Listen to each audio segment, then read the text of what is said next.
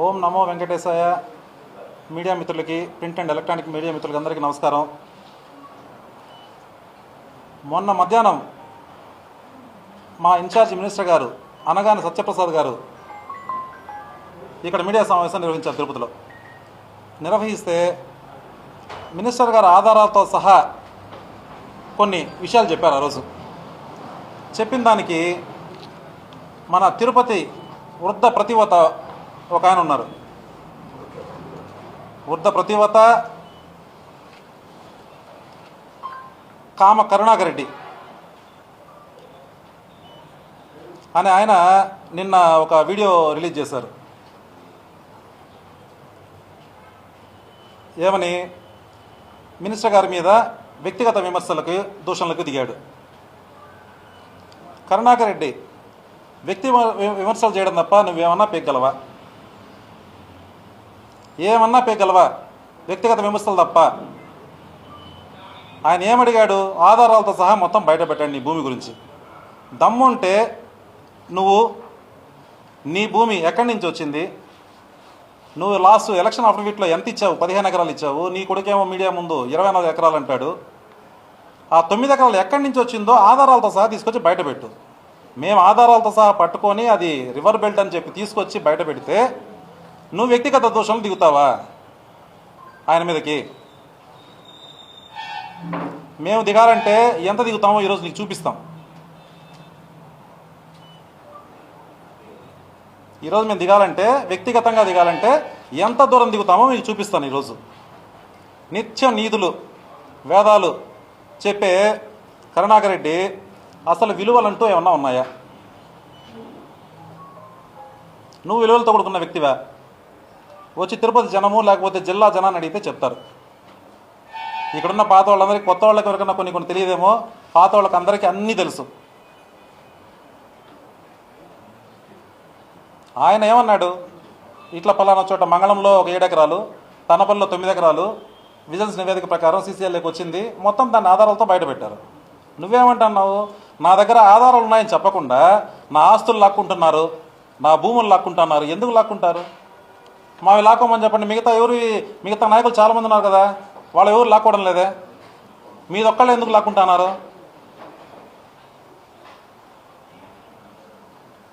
చెప్పయ్యా కామ కరుణాకర్ రెడ్డి, వ్యక్తిగత దూషణలు తెక్కకుండా, వ్యక్తిత్వ హననం చేయకుండా చెప్పు, సమాధానం చెప్పు.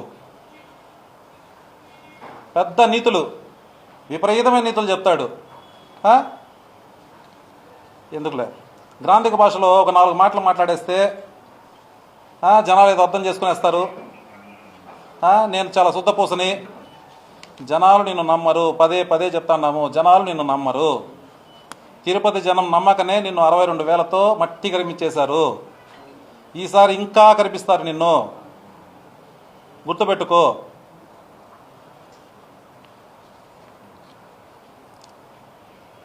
తన స్వార్థం కోసం చుట్టుపక్కల వాళ్ళనే నాశనం చేసిన వ్యక్తి కరుణాకర్ రెడ్డి. తన వ్యక్తిగత స్వార్థం కోసం, ఆనందం కోసం చుట్టుపక్కల సొంత మనుషుల్నే నాశనం చేసిన వ్యక్తి కరుణాకర్ రెడ్డి. మీకు తెలుసో తెలీదో, ఇక్కడ కొంతమంది చిన్నోళ్ళు ఉన్నారు, కొంతమంది సీనియర్లు ఉన్నారు. సీనియర్లకైతే బాగా తెలిసి ఉంటుంది. దానికి కొన్ని ఉదాహరణలు చెప్తాను మీకు.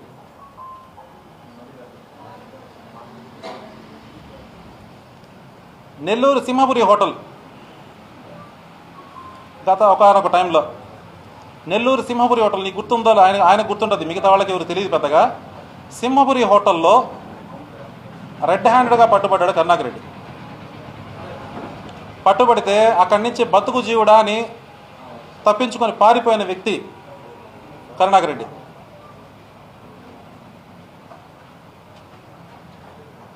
నిజమా కాదో చెప్పమని చెప్పండి. వచ్చేస్తారు మళ్ళీ సాయంత్రం అంతా, అది నిజం కాదు, ఇది నిజం కాదు. దీనికి ఆధారాలతో సహా మా దగ్గర ఉన్నాయి.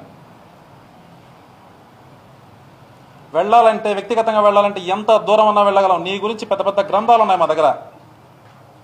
ఆయన అడిగింది, అనగాని గారు అడిగింది చెప్పారు, మొత్తం నివేదికలతో సహా బయటపెట్టారు.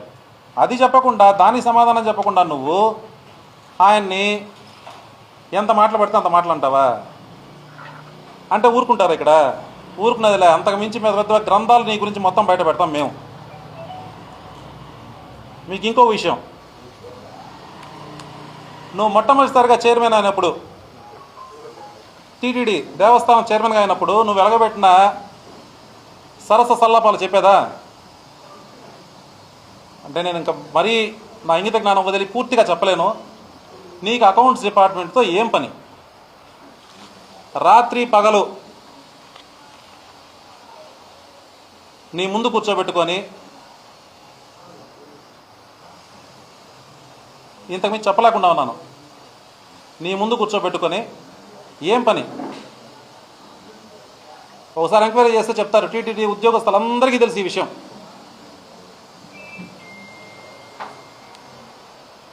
గుడినే నీ సరస సల్లాపాలకు వాడుకున్నావు. తిరుమల గుడినే, పవిత్రమైన గుడిని. పేర్లతో చెప్పమంటే రేపు ఏదన్నా వస్తే పేర్లతో చెప్పంటే పేర్లతో సహా చెప్పేస్తాం బయటకు వచ్చి. మాకు ఇంగిత జ్ఞానం అడ్డం వస్తుంది కాబట్టి చెప్పడంలే. పోనీ ఇంకొకటి, నీకు అత్యంత ఆప్తుడు, నీ సన్నిహితుడు, నీ ఫాలోవరు 2008 సంవత్సరంలో ఎందుకు భార్యని వాళ్ళ బిడ్డని చంపి అతను సూసైడ్ చేసుకున్నాడు? దీనికన్నా సమాధానం చెప్తావా? ఇప్పుడు రాజకీయ నాయకులు ఉన్నాక మా దగ్గర అనుచరులు ఉంటారు, మీ దగ్గర ఉంటారు, అందరూ ఉంటారు. చనిపోయినప్పుడు వాళ్ళ కుటుంబానికి అసలు ఎందుకు చనిపోయాడు, ఏంది ఎంక్వైరీ చేస్తాం, పోలీస్ ఎంక్వైరీ చేపిస్తాము, అసలు నిజ నిజాలు బయటికి తెలిసేట్టు చేస్తాం. అతని సూసైడ్ నోట్ రాశాడు. ఆ సూసైడ్ నోట్ పొద్దున్నే వెళ్ళి దాన్ని తొక్కేసి దాన్ని బయటికి రానియకుండా, ఎవ్వరికి ఏం తెలియనీయకుండా ఆ కేసును అట్లే అనగదొక్కారు. అక్కడ ఏం జరిగిందో నిజం చెప్పగలవా? మా మినిస్టర్ గారి గురించి మళ్ళీ మాట్లాడదు నువ్వు. ఆల్రెడీ చెప్పా నీకు. మినిస్టర్ గారి ఫ్యామిలీ గురించి, ఆయన గెలిచిన దాని గురించి. ఆయన 3 సార్లు ఎమ్మెల్యేగా గెలిచి మినిస్టర్ అయ్యాడు. వాళ్ళ పెదనాన్న 3 సార్లు ఎమ్మెల్యేగా గెలిచి కూచినపూడి నియోజకవర్గంలో ఆయన మినిస్టర్ అయ్యాడు. వాళ్ళ ఫాదర్ నిజాం షుగర్స్ ఎండి, వాళ్ళ అక్క ఒక పద్మశ్రీ అవార్డు గ్రహీత గైనకాలజిస్టు. ఘనమైన కుటుంబ చరిత్ర వాళ్ళది. నీది 3 సార్లు గెలిచి ఎమ్మెల్యేగా గెలిచి మినిస్టర్ అయ్యాడు ఆయన. నువ్వు జస్ట్ అరటికెట్ ఎమ్మెల్యే. జస్ట్ అరటికెట్ ఎమ్మెల్యేనే. మీరు గుర్తుపెట్టుకోండి, మళ్ళీ తిరుపతికి చెప్తాను నా ప్రజలకి. అరటికెట్ ఎమ్మెల్యే ఎందుకంటే చిరంజీవి గారు ఇక్కడి నుంచి వెళ్ళిపోయినప్పుడు ఆ బై ఎలక్షన్స్లో విజయమ్మ గారు వచ్చి ఏడిస్తే తిరుపతి ప్రజలు పోనీ అంటే ఆ 2 సంవత్సరాలు ఎమ్మెల్యే అయ్యావు. ఆ 2 సంవత్సరాలు అరటికెట్ నీకు. ఫుల్ టికెట్ కాదు. ఫుల్ టికెట్ మళ్ళీ అయ్యావు. ఎట్లా? మా సుగుణమ్మ గారి దగ్గర నుంచి లాక్కొని. నిజమో కాదో ప్రజలందరికీ తెలుసు, తిరుపతి ప్రజలకి. చెప్పే దమ్ముందా? దానికి సమాధానం చెప్పే దమ్ముందా నీకు? వీటన్నిటికీ అడిగిన దానికన్నిటికీ సమాధానం చెప్పి వ్యక్తిగతంగా పోవాలంటే ఎంత దూరం అన్నా మేము రాగలము. పెద్ద గ్రంథాలు ఉన్నాయి మా దగ్గర నీ గురించి. గుర్తుపెట్టుకో కరుణాకర్ రెడ్డి, ఇంకొకసారి మా మినిస్టర్ గారి గురించి కానీ మా వాళ్ళ గురించి కానీ మాట్లాడితే నీకు ఇంతకింత ఉంటుంది. మొత్తం నీ గ్రంథాలన్నీ బయటపెట్టి నిన్ను పూర్తిగా సమూలంగా తిరుపతి నుంచి పంపించి ఏర్పాటు చేస్తాం. ఆల్రెడీ చెప్పాను, మళ్ళీ చెప్పాను. చెప్పడం నాకే సిగ్గు, తట్టా పుట్టా సర్దిస్తామని చెప్పి. గుర్తుపెట్టుకో, ఆ భూమి పోయినప్పటి నుంచి ఫ్రస్ట్రేషన్లో ఏది పడితే అది వాగుతున్నావు, ఏది పడితే అది మాట్లాడుతున్నావు. నువ్వు ఏం మాట్లాడినా తిరిగి రావు. నీకు ఇంకా రోజులు చాలా చాలా ఉన్నాయి. మంచి మంచి రోజులు దగ్గరలో ఉన్నాయి. క్రొకోడైల్ ఫెస్టివల్ ముందుంది నీకు. గుర్తుపెట్టుకో. ఇంకొకటి, నిన్న గంజాయి గురించి మాట్లాడారు. గంజాయి మూలాలు ఎక్కడ పట్టుకున్నా? 20 కేజీలు పట్టుకున్నారు, 6 కేజీలు పట్టుకున్నారు, 8 కేజీలు పట్టుకున్నారన్నారు. ఆ పట్టుకున్న గంజాయి ప్రతి ఒక్క మూలాలు నీ దగ్గర నుంచే వస్తున్నాయి. ఆల్రెడీ తిరుపతి ప్రజలు మీరు చూసే ఉంటారు, ప్రతి సెంటర్లో ప్రతి జంక్షన్లో ఫ్లెక్స్లు కట్టారు. నీకున్న పేరే చిన్న గంజాయి రెడ్డి, పెద్ద గంజాయి రెడ్డి. మీ అబ్బాకుడులకి ఇద్దరికి. తిరుపతిలో ఎవరిని అడిగినా ఏ మూలైనా పోయితే చిన్న గంజాయి రెడ్డి, పెద్ద గంజాయి రెడ్డి. మీలో మూలాలు పెట్టుకొని మీరు రూట్స్లోకి తీసుకెళ్ళి చేసిన వాటిని మేము కూకటి వేళతో పెకలిస్తున్నాం. ప్రతి ఒక్క చోట మేము పట్టుకుంటున్నాం, కేసులు పెడుతున్నాం, పూర్తిగా నిర్మూలించడానికి ప్రయత్నం చేస్తున్నాం. కానీ ఎక్కడ చూసినా నీ మనుషులే దాంట్లో. తిరుపతి ప్రజలు ప్రతి ఒక్కరికి 99% తిరుపతి ప్రజలు తెలుసు. గంజాయి మీ దాంట్లోనే పెంచి పోషించింది, గుట్కాలు పోషించింది మొత్తం మీరే, మీ మనుషులే. కూకటి వేళతో సహా వాటిని పెగిలించే దగ్గరలో ఉంది. తీసేస్తాం, వాటిని కూడా తీస్తాం. మిగతా వాళ్ళని కూడా పట్టుకుంటాం, త్వరలో పట్టుకుంటాం. నీ అనుచరులే ముఖ్యంగా ఉన్నారు, వాళ్ళని కూడా త్వరలో పట్టుకుంటున్నాం. ఇంకొకటి మందు గురించి మాట్లాడుతున్నాడు, లిక్కర్ గురించి. లిక్కర్ పాలసీ గవర్నమెంట్ చూసుకుంటుంది, తగ్గించాలా ఎక్కి. ఎమ్మెల్యేగా అవకాశం ఇవ్వను. సరే, ఎందుకు పులివెందులకి వెళ్దాం, అక్కడ బీటెక్ రవి అన్న ఉన్నాడు. ఒక్కటి ఇనామస్ చేసినా అతను నిలబడ్డా, అతను దానికి సార్ రెడీ అంటే మేము రెడీ.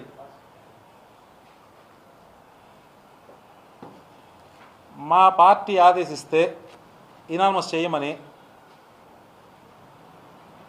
ఎక్కడ ఎన్ని కావాలన్నా మేము చేయగలం, ఆ దమ్ము మాకుంది. కానీ మీకు తెలుసు, మీ అందరికీ తెలుసు, తెలుగుదేశం ప్రభుత్వం అంటే క్రమశిక్షణ గల పార్టీ. మొన్న ఎందుకు నిజమే చెప్తాను, మొన్న చిన్న సార్ని కలిసాము. సార్ ఎట్లా ఎలక్షన్స్ వస్తున్నాయి, పోయినసారి వాళ్ళు ఇట్లా చేశారు కదా, కార్యకర్తలంతా ఇట్లా ఆశపడుతున్నారు, మనం కూడా ఇనామస్ చేద్దామా అంటే నో, మనం ఫెయిర్గా ఎలక్షన్ చేద్దాం, వాళ్ళలాగా మనం చేయకూడదు అని ఖచ్చితంగా చెప్పారు.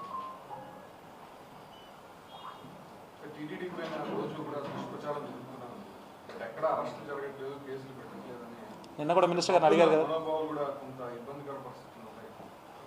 నిన్న మినిస్టర్ గారిని కూడా ఈ క్వశ్చన్ మీరు అడిగారు. వాళ్ళ పాపం త్వరలో పండుతుంది. టీటీడీ మీద తప్ప ఇంకెక్కడ మాట్లాడినా కూడా అతను చూపిరు, అతను పట్టించుకోరని చెప్పి లోకల్ గురించి ఒక డ్రైన్ గురించో, తిరుపతి వాటర్ సమస్య గురించో ఒక్క రోజున మాట్లాడుతున్నాడా? తిరుపతిలో వాటర్ సమస్య చాలా తీవ్రంగా ఉంది, మీకు తెలుసా? సరే, గవర్నమెంట్లో ఉన్నాము, మా వీలెంత మేము చేస్తున్నాము, వర్షాలు పడలేదు చేస్తున్నాం. కానీ నువ్వు ఏదైనా ఒక ట్రాక్టర్ పెట్టు, ఏదన్నా ఈ ఏరియాకు నీళ్ళను ఏమన్నా చేస్తున్నావా? మాటలు తప్ప. పిల్లికి బిచ్చం పెట్టే వ్యక్తివా నువ్వు? మేము అధికారంలో ఉన్నా లేకపోయినా మేము ప్రజల్లో ఉంటాం. ఇప్పుడు నువ్వెంతసేపు ఇంట్లో కూర్చొని మాట్లాడుతూ ఉంటావు. ఓకే,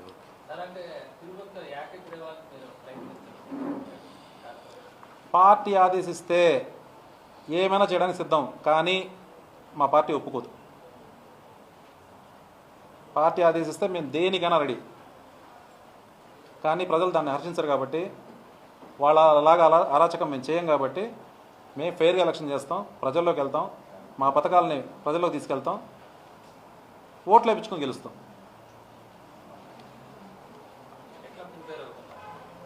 ఎట్లా ప్రిపేర్ అయ్యలేదండి, 66కి 66 మొత్తం క్లీన్ స్వీప్ చేయబోతున్నాం.